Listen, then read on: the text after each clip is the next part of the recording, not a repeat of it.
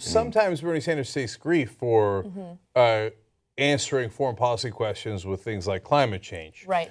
Well, it turns out he's got to do that. Otherwise, no one is ever going to ask him about climate change. Right. He's got to squeeze it in. Yeah, he got a lot of grief because he said that climate change is the #1 thing that's going to put our national security in jeopardy. And that was a true statement. Look, the timing of that statement wasn't the best during the last debate. But it's a serious problem that we're not paying enough attention to. And, you know, the negotiations in Paris just happened. This debate would have been a great opportunity for the Democrats to really hone in on that issue, but they haven't at all.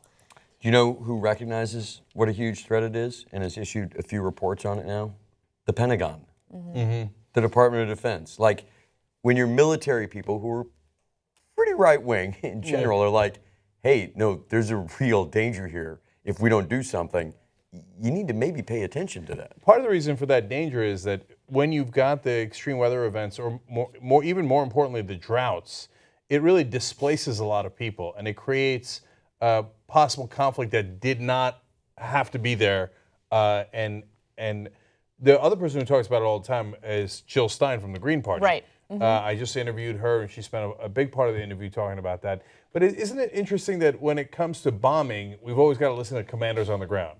When it comes to climate change, what do the commanders on the ground know? They don't know anything. What do they know about anything? Yeah, really? I mean, and it's not just the Republicans who say that. Obviously, the Democrats aren't saying that, but it's the assumptions built into the moderators' questions. So when it was the Republican debate on national security and terrorism, they never asked about right-wing terrorism, even though there's 5 times as many right-wing terror attacks as there are Muslim attacks. Didn't ask a single question about it. It's not like it's not topical. The Planned Parenthood attack just happened. Not a single question about it. When it comes to national security, not a single question about climate change. Not only not a single one in the Republican debate, not a single one in the Democratic debate. And so much of the framing of ABC News, as with all the other outlets that have been covering this, is a right-wing framing. Martha Raddatz did it several times in the beginning. David Muir did it once or twice. When, given, how much we need to attack ISIS and do Isn't bombing, it time we just attacked? Right, Yeah, exactly. yeah. Like, okay, no. The framing is completely wrong on that. Are you willing to pledge right now the countries that you're going to attack immediately?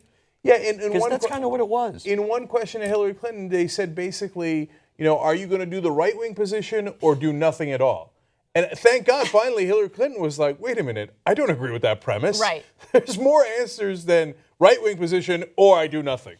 It's funny that usually when these debates happen, you have the Republicans that were complaining about the way things were framed for them, or they were complaining about gotcha journalism, but they're constantly handed softballs, right?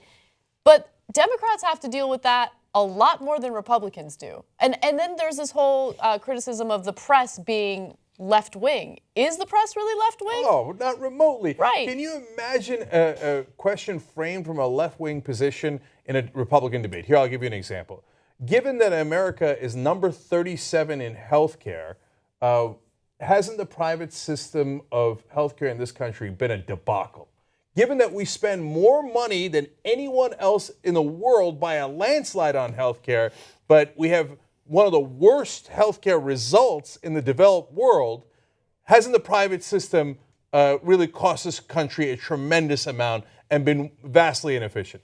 What kind of communist question is that? That's exactly what they would say. That's why they need to be scared to death to ask that question. But you know what? Good on the Republicans, because they don't stand for that kind of framing. Whereas, in this debate, there's only been one occasion where Hillary very calmly stated, hey, that's not a fair question. Let's, and then she had a good answer for it.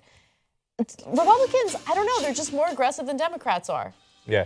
To be fair to the Democrats, right in the beginning when they were talking about the Bernie Sanders campaign accidentally, well, we don't know accidentally or not, looking into Hillary Clinton's campaign's data because of a breach in the DNC system, that's where the Democrats did a bit of a Republican move, and they're like, let's talk about policy. Get past the scandal nonsense. Right. Stop redirecting us, media. They attacked the media for like the first time that I've seen in a long, long time, and the crowd cheered, Yeah. and you know what? The media moved on. Yeah. So attacking them does work, so you have to recognize that as a real strategy that the Republicans use to get better framing for their side. The Democrats honestly don't use nearly enough, especially when the media is run by conservative corporations, owned and run by conservative corporations that almost always frame it from a more militaristic point of view, more capitalist point of view. I know the country's capitalist, but when I say capitalist, I mean corporate cronyism and isn't corporate America right about this, right? And the answer is oftentimes no. And that's why Bernie Sanders had a great moment there. He's like, oh, corporate America? You want to frame it that way? Well, corporate America and Wall Street, they ain't going to like me, Yeah. right? That was a ballsy answer, and that's what sets them apart.